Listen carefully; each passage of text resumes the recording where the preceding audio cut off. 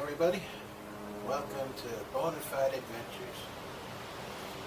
My plywood's come in and I am ready to get started. It's been way too long. Had a few setbacks. The plywood took 3.5 weeks to come in. Didn't think it would take that long to ship here, but it did. And of course it came in the pouring rain, but I think everything seems to be okay. Not really seeing too much warpage. But my next stage is to handle the warpage a little better. I bought this pretty nifty sawhorse, space age, kind of cool. A Bora, it's called. This expands out to 8 feet. I'm going to put it here, but I got to take all the plywood and tip it up. But what I'm going to do is that I'm going to start off by covering the whole thing with some penetrating epoxy. And of course I bought the cold weather formula, and it's not cold anymore. But I'll hopefully get by. All it means is that I don't have much working time.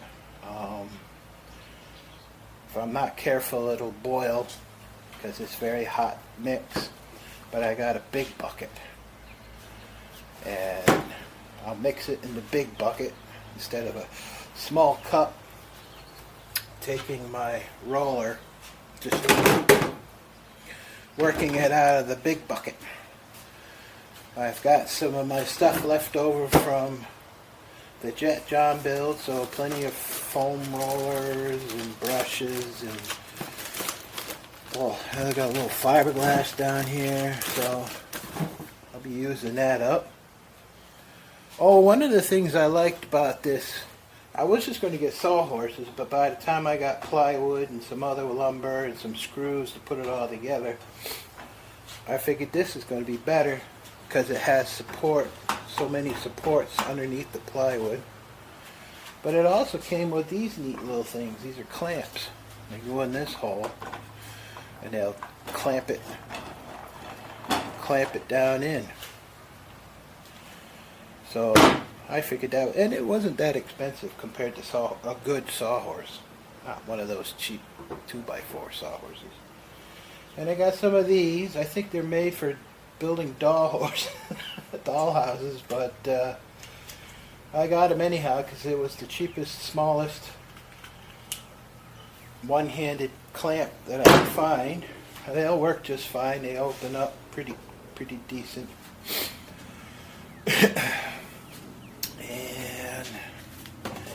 Here's my $1 million DeWalt plunge saw. Pretty happy about that. I needed a plunge saw because I gotta cut windows out, so I need to plunge it in and cut. And here's the track to keep it straight, because I can't cut a straight line if my life depended on it. So that is going to be nice. And the windows come in.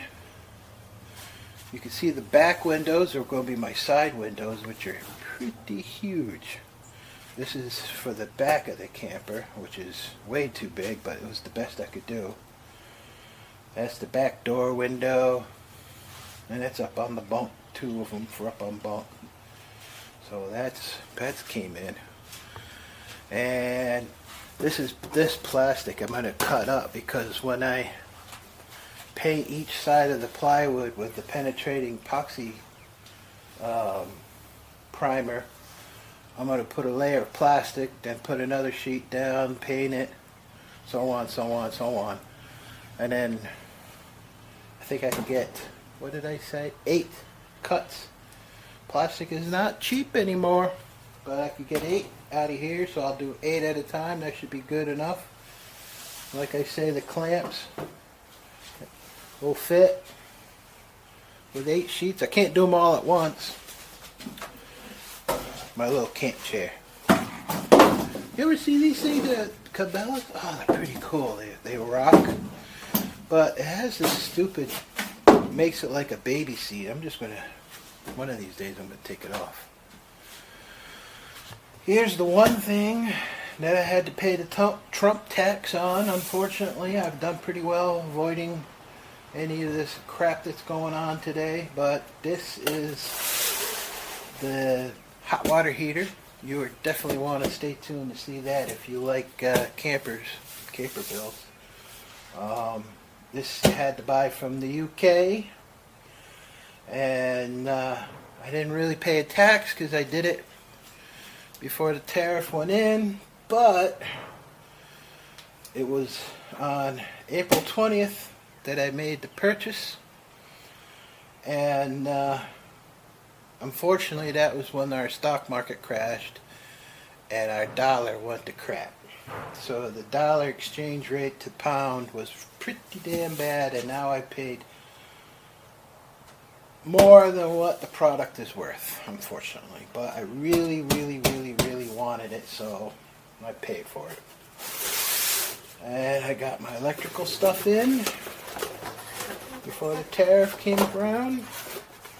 And how does this box open? So I am a black and red colored guy.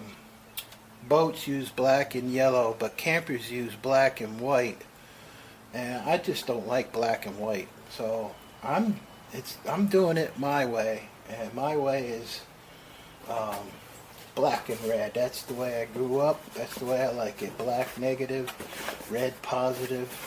The thing makes sense. But if you ever do, you'll have to decide. And I got these at a very, very good price. I was really happy with them. This one is, what is this? This is 10 gauge. This is 18 gauge. What did I get 10 gauge for? That's a pretty damn big gauge. I don't really remember. I wonder if that's a mistake. Whatever. 16 gauge, 16 gauge, and a 14 gauge.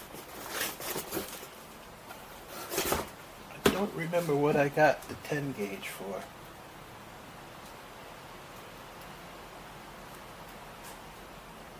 Huh. Well, anyhow, it doesn't matter. A couple of USB ports from Blue Sea. You never have too many of them. A couple of bus bars. And some of these spade fork hooks. But these have a little, I don't know if you guys can see it or not, but there's a little, so they don't come out. There's a little flange. I got my water. Lockable water. This is shore power plug.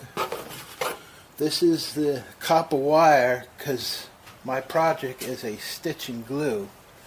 So I'm going to use this copper wire, which is 12 gauge, I'm pretty sure, to stitch the camper together before I glue it. More on that later, because if I try to explain it now, it'll be confusing. I'm just going to have to stay tuned. And then I got my hatch, which I did not realize how big these latches were. This is a marine hatch. Most of my stuff is, if you can tell, is marine because it's much better than what you get in the camping industry. A little rubber seal, good support. It'll do well. And that would be it. I have explained it all. Can you imagine that quickly? Bought some various tools. This is a 1/4-inch chisel, which is when I go to, because the frames, you know, interlace each other, so I have to make dados in them.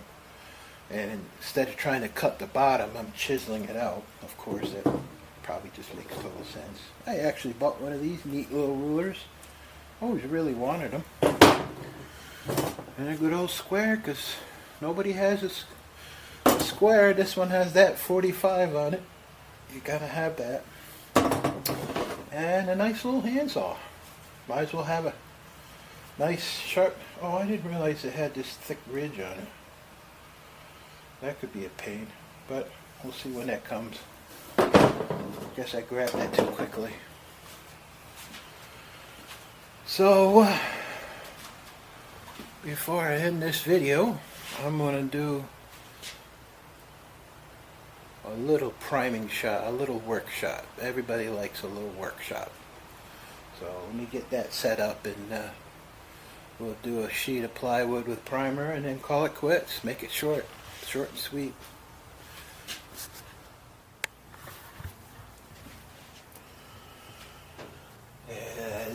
That thing kind of cool. It's pretty sturdy. That's laid out in the 4x8 section. According to the manufacturer, this thing is supposed to hold 6,000 pounds, which could hold a car. Pretty amazing seeing it's really quite flimsy though.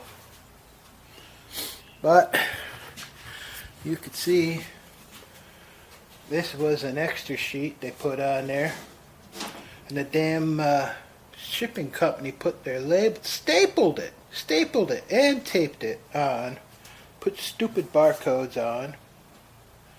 This is the one that got hit with a little bit of rain. You can see down here. I'm still going to try to use it. It's a little peeled. It was a lot worse, so it dried nicely. This is supposed to have waterproof glue. I really like the plywood. I mean, if you look just one sheet in, it's gorgeous. I also wanted to mention that I am filming in one of our old trucks, which is super cool. The farm, I work for a plant farm. Sounds like one of our guys are coming, but you can see the plants out there. I don't like to film the guys at work because, well, they're at work. Don't know how they feel about it. Don't want to know how they feel about it.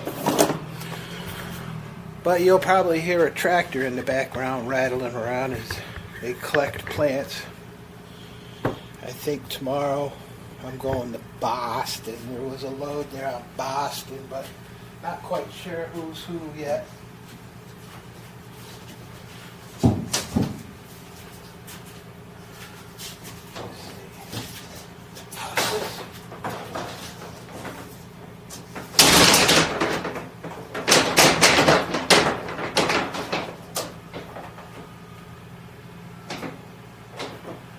Yeah, you can see why I chose this workbench.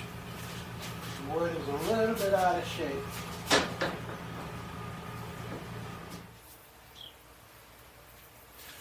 Alright, well, we are in the evening now. Temperature's coming down. And I'm going to give this a shot. It's 67 degrees. The temperature cutoff for the penetrating epoxy is 65. Anything over that, they supposedly get a, I don't know, thermal meltdown or something, thermal runaway. And I bought this pretty neat scale from IKEA. It takes 4 AAA batteries, and I have 3. So I'm starting off pretty good already. I have these drink cups. It's just a 2-to-1 mix, so it would be nice to have the scale for an accurate measurement. This is going to have to do.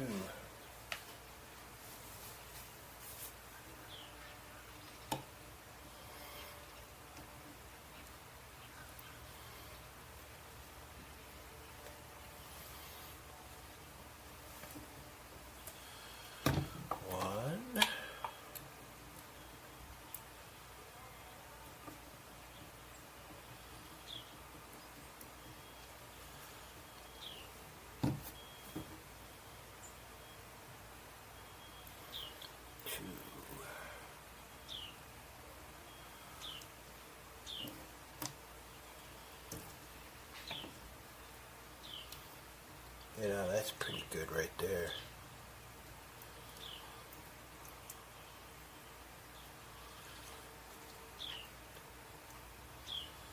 Right, that'll do. I was going to go with 4, but let's just go with 2 for now. See what we get. And then the hardener.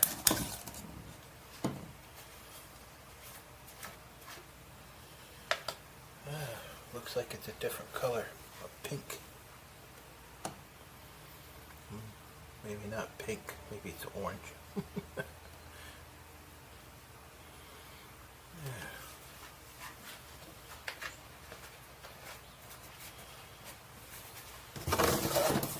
Get a stir stick.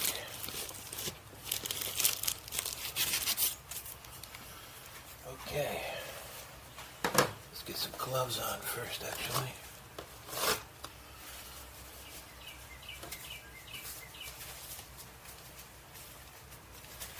My trip tomorrow is to Boston. Yay, on a Monday. Guys are still out there loading it up.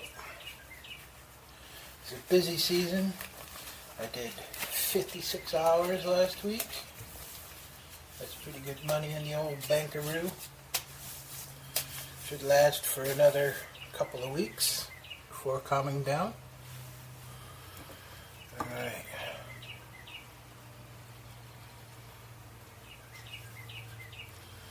It says I have an hour's working time, but because it's warm, I'm going to do this as quickly as possible.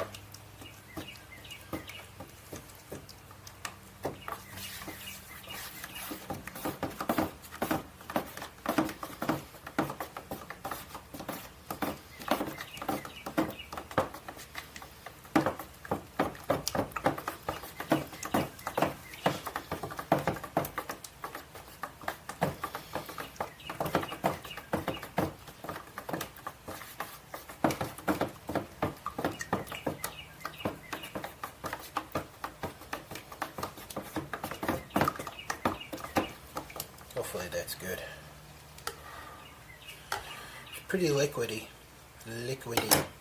Is liquidy a water? Is liquidy water? Is liquidy a word? Alright.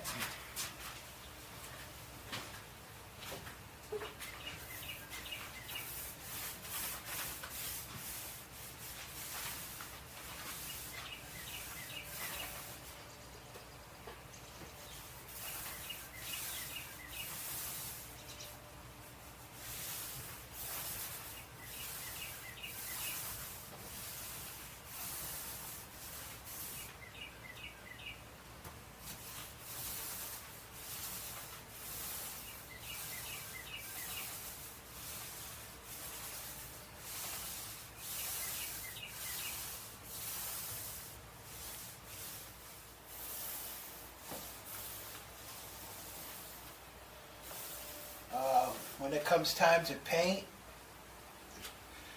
you know, the wood doesn't soak anything up anymore. You're sealing the wood. So it's easier to paint, get good coverage. And hopefully you guys can hear me.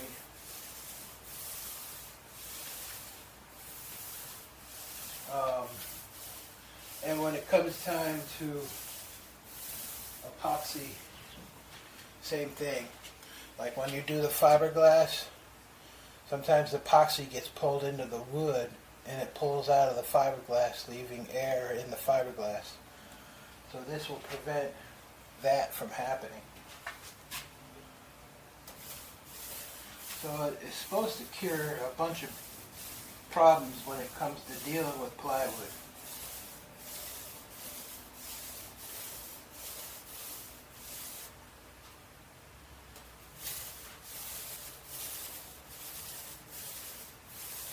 But boy, is it expensive. And I'm not sure if it's necessary.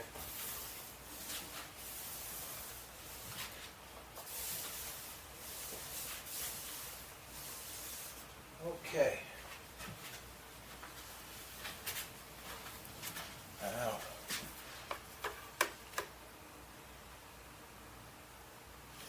bucket's not getting warm yet, so we're okay. Oh, that's a real big dry spot.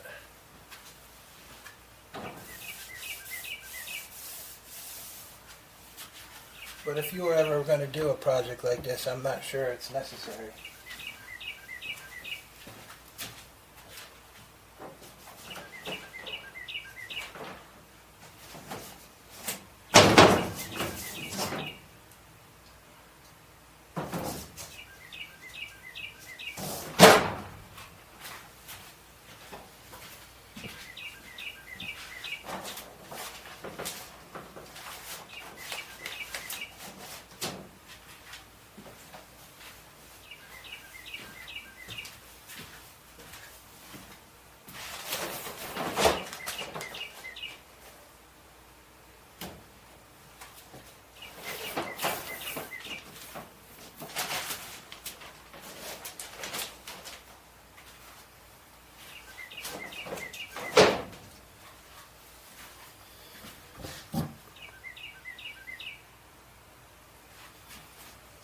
Still not.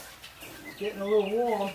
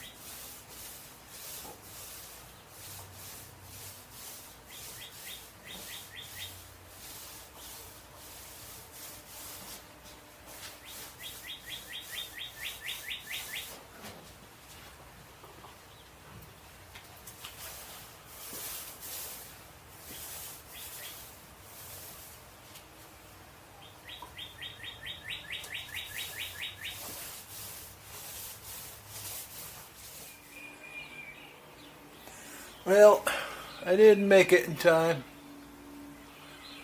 I'm gonna get out of here. It stinks. Give it a second to finish. I tried. I guess I mixed a little too much and it is still warm. That sucks. It's already stopped.